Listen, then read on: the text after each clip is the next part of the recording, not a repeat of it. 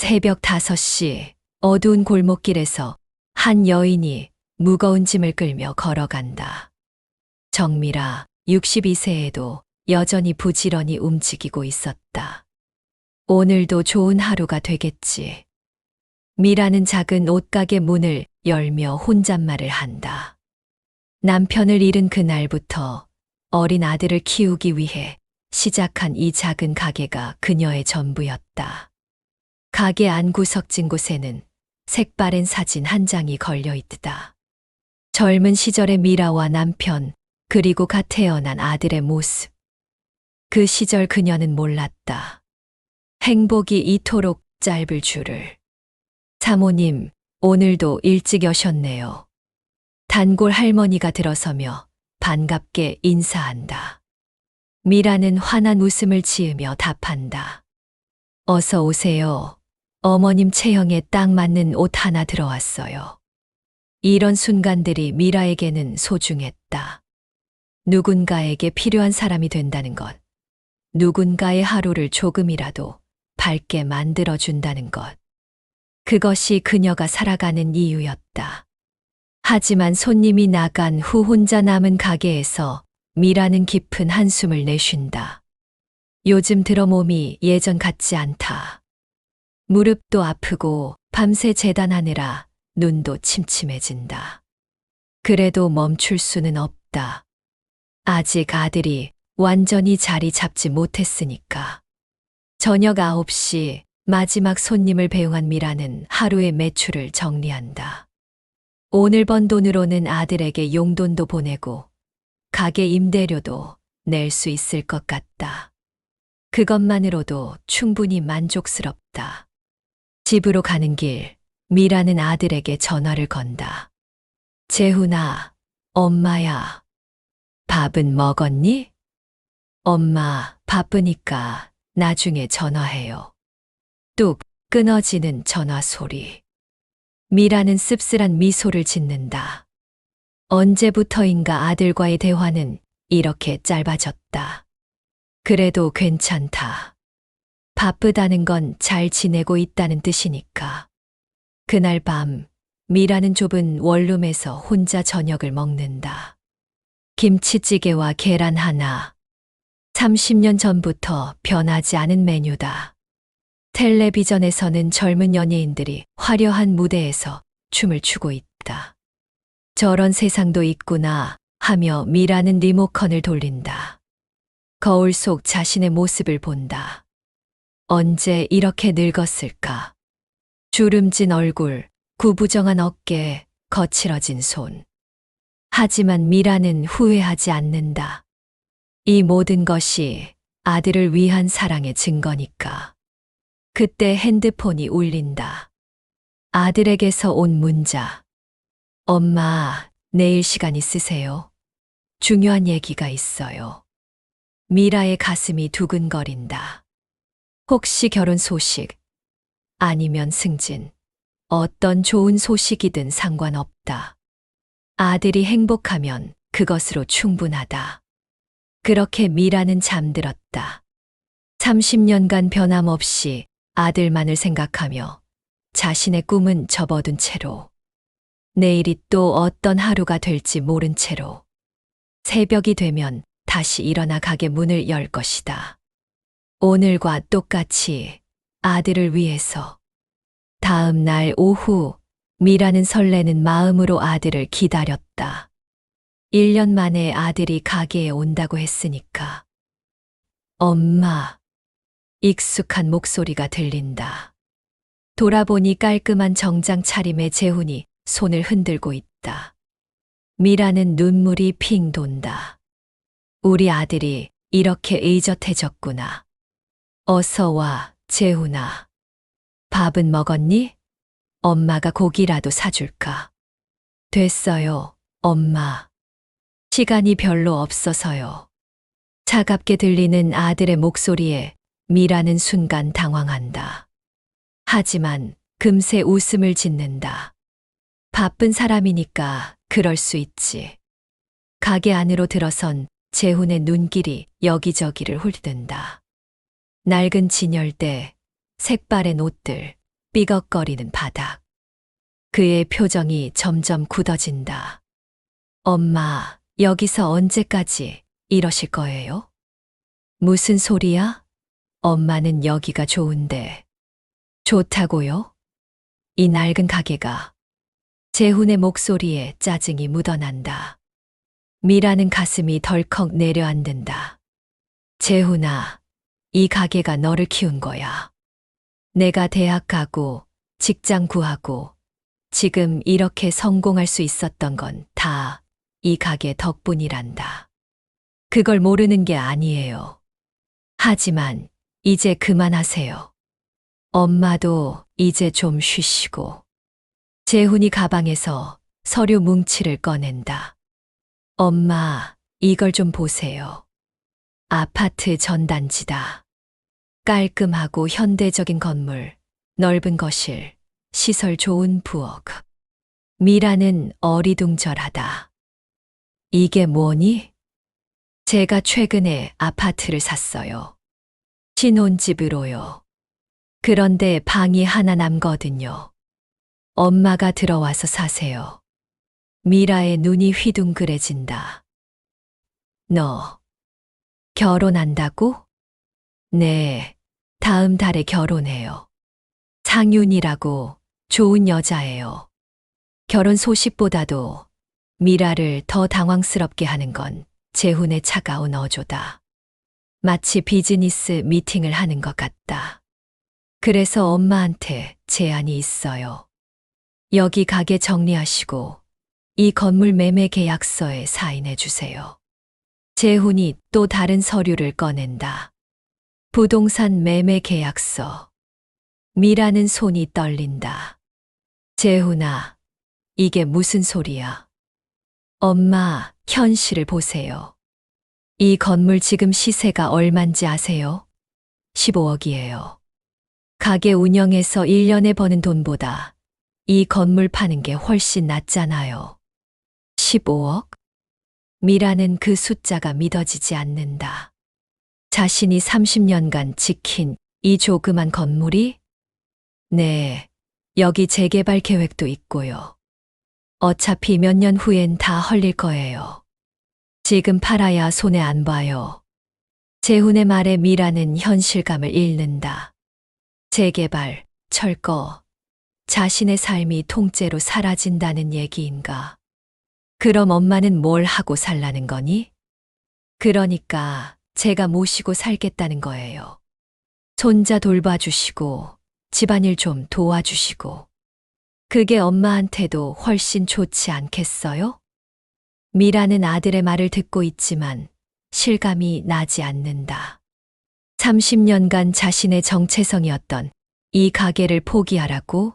손님들과의 인사, 옷을 골라주는 재미, 하루하루 만들어가는 작은 성취감들을 다 포기하라고? 재훈아, 엄마는 아직 건강해. 일할 수 있어. 엄마, 솔직히 말해서 이 가게로 얼마나 더 버실 수 있겠어요? 요즘 젊은 사람들은 다 온라인으로 옷 사고, 이런 동네 가게는 점점 없어져 가는 추세예요. 재훈의 말이 가슴에 비수처럼 꽂힌다. 사실이기 때문에 더욱 아프다. 그리고 솔직히 말하면 제가 결혼 준비하는데 돈이 많이 들어요. 이 건물 팔면 도움이 많이 될 거고요. 그제야 미라는 깨닫는다. 아들의 진짜 속마음을. 자신을 걱정해서가 아니라 돈 때문이라는 것을. 재훈아, 엄마 생각해 보세요. 시간 많이 드릴게요. 하지만 너무 오래 끌지는 마세요. 재훈이 서류를 테이블 위에 놓고 일어선다. 그럼 저는 가볼게요. 상윤이가 기다리거든요. 아들이 나간 후 미라는 텅 빈 가게에 홀로 남는다. 서류 위에 적힌 15억이라는 숫자가 눈에 들어온다. 평생 상상해 본 적 없는 거대한 돈. 하지만 그 돈이 자신의 인생을 송두리째 바꿔놓을 거라는 사실이 더 두렵다. 일주일 후 미라는 아들의 새 아파트 앞에 서 있었다. 고급 아파트 단지, 넓은 주차장, 깔끔한 로비. 이런 곳에서 살게 될 줄은 꿈에도 몰랐다. 어서 오세요, 어머님. 문을 연 건 처음 보는 젊은 여자였다. 단정한 옷차림, 예쁜 얼굴, 그리고 어딘지 모르게 차가운 미소. 상윤이구나. 처음 뵙겠네. 나는 재훈이 엄마야. 네, 안녕하세요. 상윤의 인사는 정중했지만 따뜻함이 없었다. 악수를 청하는 미라의 손을 살짝 스치듯 잡고는 금세 놓는다. 어서 들어오세요. 집 안은 정말 넓었다. 거실만 해도 미라의 원룸보다 크다. 하지만 왠지 모르게 숨이 막혔다. 너무 깔끔해서 살아있는 냄새가 나지 않았다. 엄마, 여기가 엄마 방이에요.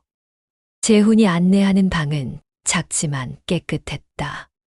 새 가구들도 준비되어 있다. 고마워, 재훈아. 아직 다 정리 안 됐는데 천천히 적응하세요. 저녁 식사 시간. 미라는 부엌에서 뭔가 도우려 했지만 상윤이 정중하게 막았다. 괜찮으세요, 어머님. 제가 할게요. 그래도 나도 뭔가 해야지. 정말 괜찮아요. 어머님은 쉬세요. 상윤의 말투는 정중했지만 거절의 의미가 분명했다. 미라는 할 일 없이 거실 소파에 앉아 있을 수밖에 없었다. 식탁에는 근사한 음식들이 차려졌다. 하지만 분위기는 어색했다. 어머님, 음식 어떠세요? 맛있다. 상윤이 요리 참 잘하네. 감사해요. 그게 전부였다. 더 이상 대화는 이어지지 않았다. 재훈도 묵묵히 밥만 먹을 뿐이다. 며칠이 지나자 미라는 이 집에서 자신의 위치를 깨달았다. 손님도 아니고 가족도 아닌 애매한 존재. 뭘 해도 눈치가 보였다. 어머님, 이 세제는 고급 제품이라서 함부로 쓰시면 안 돼요. 어머님, 이 방송은 저희가 보던 건데요. 어머님, 샤워는 좀 짧게 해주세요. 수도 요금이 많이 나와서요. 상윤의 말은 항상 정중했지만 그 안에는 선을 긋는 메시지가 담겨 있었다. 가장 충격적인 순간은 일주일 후에 왔다. 6살짜리 손자 민준이가 집에 왔다. 미라는 반가운 마음에 손자를 안으려 했다. 민준아, 할머니야. 안 보고 싶었어? 하지만 민준이는 미라를 피했다. 엄마, 할머니 냄새 나서 싫어요. 상윤이 당황한 표정으로 아이를 달랬다. 민준아, 그런 말 하는 게 아니야. 하지만 이미 늦었다. 미라의 가슴에는 깊은 상처가 났다. 냄새, 자신에게서 냄새가 난다고? 그날 밤 미라는 거울 앞에 서서 자신을 들여다봤다. 오래된 옷, 색바랜 머리, 거칠어진 손. 정말 이 집에 어울리지 않는 모습이었다.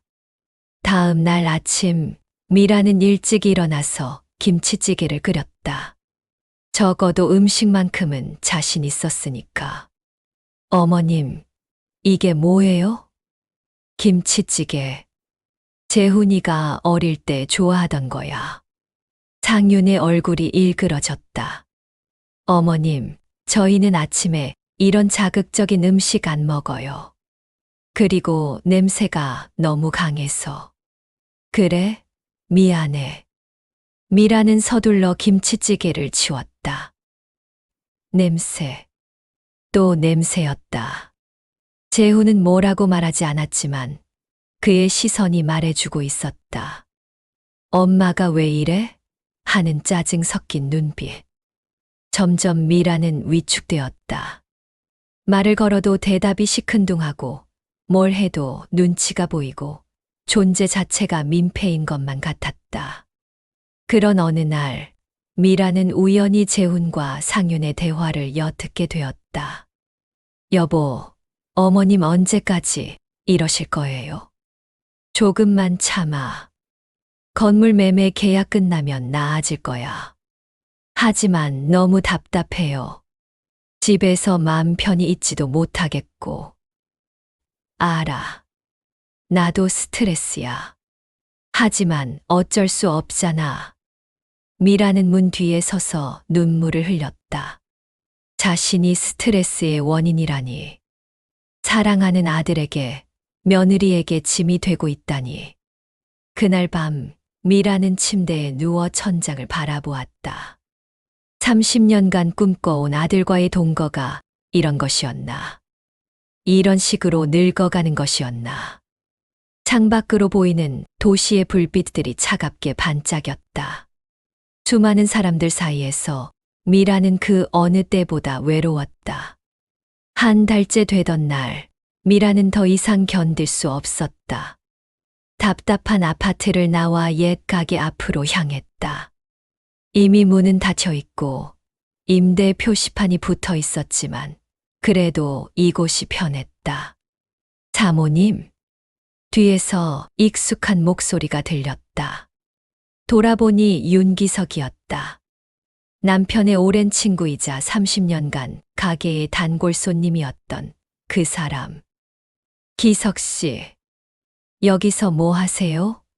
아드님 집에 가셨다고 들었는데. 미라는 말문이 막혔다. 어디서부터 어떻게 설명해야 할지 모르겠다. 사모님, 얼굴이 안 좋으시네. 차 한잔 하시겠어요? 기석의 제안에 미라는 고개를 끄덕였다. 근처 찻집에서 마주 앉으니 오랜만에 숨을 쉴 수 있을 것 같았다. 사모님, 요즘 어떻게 지내세요? 그냥 지내고 있어. 미라의 대답은 힘이 없었다. 아드님이 가게를 정리하신다고 들었는데 괜찮으세요? 괜찮긴 뭐가 괜찮아. 나는 아무것도 모르는 늙은이 취급받고 있어. 말하다 보니 눈물이 터져 나왔다. 한 달간 참았던 서러움이 쏟아져 나왔다. 아들한테는 짐이고 며느리한테는 눈에 가시고 손자한테는 냄새나는 할머니고. 기석이 조용히 휴지를 건네주었다. 사모님, 제가 할 말이 있어요. 뭔데? 사실 이 가게 건물 말이에요. 아드님이 혼자 결정할 수 있는 게 아니에요. 미라는 고개를 들었다. 무슨 뜻이야? 기석이 가방에서 서류를 꺼냈다. 이거 보세요. 이 건물의 지분 중 30%가 제 명의로 되어 있어요. 미라는 서류를 받아들고는 깜짝 놀랐다. 정말로 기석의 이름이 적혀 있었다. 이게 어떻게 된 일이야? 30년 전 사모님 남편분이 돌아가시기 직전에 저한테 부탁하셨어요. 사모님과 아드님을 부탁한다고. 그래서 제가 몰래 지분을 일부 샀어요. 혹시라도 나중에 필요할까봐. 미라는 믿을 수 없었다. 그럼 재훈이는 모르는 거야? 모를 거예요. 등기부등본을 자세히 보지 않으면 모르거든요. 기석의 말에 미라는 복잡한 감정에 휩싸였다. 안도감과 동시에 배신감. 아들이 자신을 속였다는 사실 때문에. 기석 씨, 왜 지금까지 말 안 했어? 사모님이 행복해 보이셨거든요. 아드님과 잘 지내시는 것 같고. 굳이 복잡하게 만들고 싶지 않았어요. 하지만 지금은? 기석이 미라의 눈을 바라보았다. 지금 사모님은 행복해 보이지 않아서요. 그 말에 미라의 가슴이 뜨끔했다. 사모님, 솔직히 말씀드릴게요. 저는 30년간 사모님을 지켜봤어요. 사모님이 얼마나 열심히 사셨는지, 얼마나 훌륭한 분인지 누구보다 잘 알아요. 기석의 목소리에 진심이 담겨 있었다. 그런 사모님이 지금처럼 위축되어 사시는 걸 보고 있을 수 없어요. 미라는 기석을 새롭게 바라보았다. 그동안 그저 남편의 친구, 가게 손님으로만 생각했는데. 기석 씨, 사모님, 저한테도 고백할 게 있어요. 기석이 잠깐 망설이더니 입을 열었다. 사실 저는 오랫동안 사모님을 좋아했어요. 미라는 얼굴이 빨개졌다.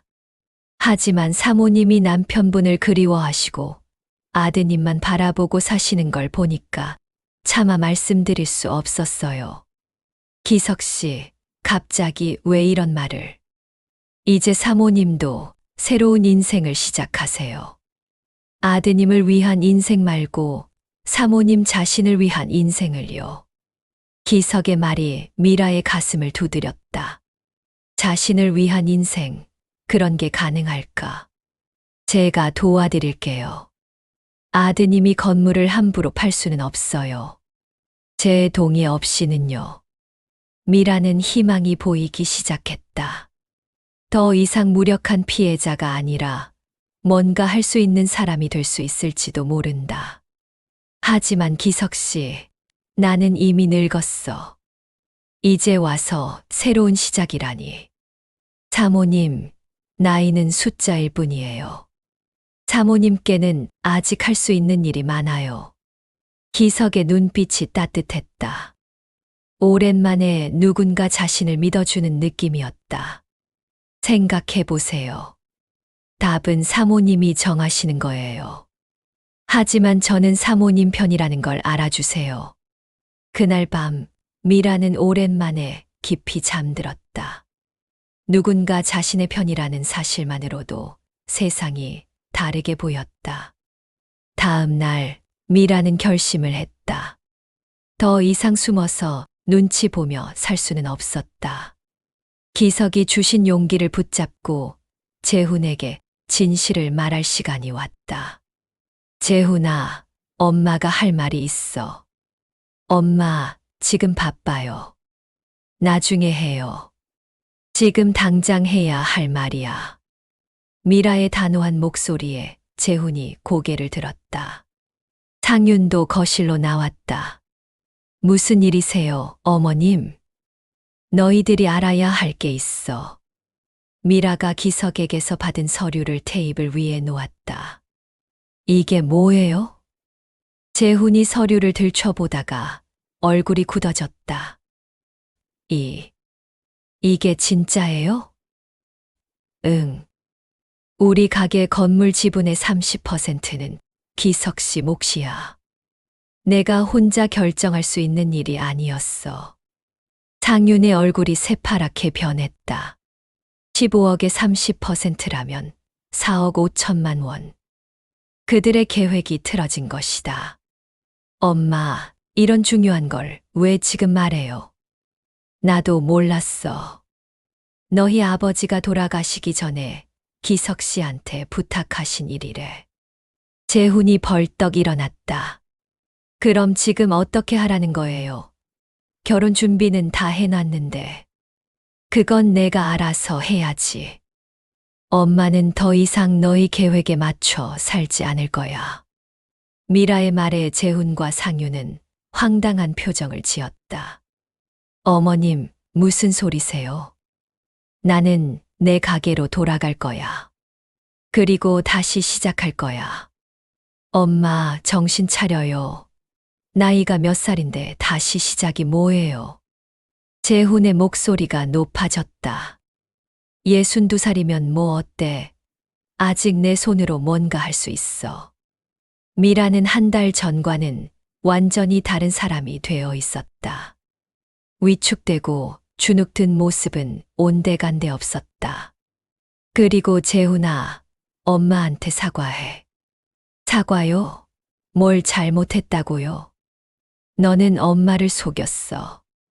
돈 때문에 엄마를 이용하려 했고 나를 짐 취급했어. 재훈의 얼굴이 빨개졌다. 짐 취급이라뇨. 저희가 모시겠다고 했는데. 모신다고, 눈치 주고, 냄새 난다고 하고, 애 취급하는 게 모시는 거야. 상윤이 끼어들었다. 어머님, 저희도 적응하는 시간이 필요했어요. 적응, 한 달이면 충분하지 않아. 너희는 처음부터 나를 원하지 않았어. 돈만 원했지. 미라의 날카로운 지적에 두 사람은 할 말을 잃었다. 엄마, 그래도 혼자 살긴 힘드실 텐데. 혼자가 아니야. 기석 씨가 있어. 기석 씨요? 응. 기석 씨가 프러포즈했어. 재훈과 상윤의 입이 떡 벌어졌다. 엄마, 농담이죠. 농담 아니야. 나는 진지하게 생각해보고 있어. 실제로 기석은 어제 정식으로 프러포즈했다. 30년간 혼자 살았던 미라에게는 충격적인 제안이었지만 나쁘지 않았다. 어머님, 정말 그러실 거예요. 상윤이 다급하게 물었다. 왜? 싫어? 아니, 그런 게 아니라 솔직히 말해. 내가 없어지면 편하지. 두 사람은 대답하지 못했다. 대답할 필요도 없었다. 그들의 표정이 모든 걸 말해주고 있었다. 좋아.